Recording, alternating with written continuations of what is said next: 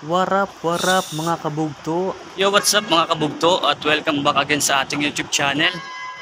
So, ito na ngayon yung Star Mall. No, yung dating Star Mall.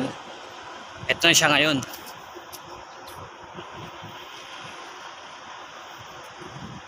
Ito na yung itsura ng dating Star Mall.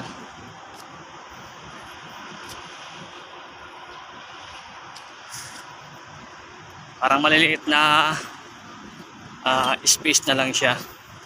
Hindi na siya mall. Tindahan ng kung ano-ano. So dati nung nasa Las Piñas pa ako nagtatrabaho under construction pa tong area na to, no. Meron pa tong nakaharang na mga yero sa may malapit sa kalsada, no. Pero ngayon ito na siya.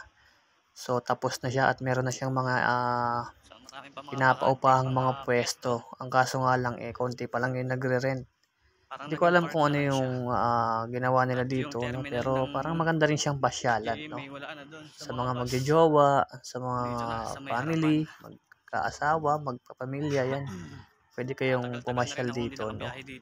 Parang ginawa siyang park. Tapos maraming space na. So yun lang mga kabugto.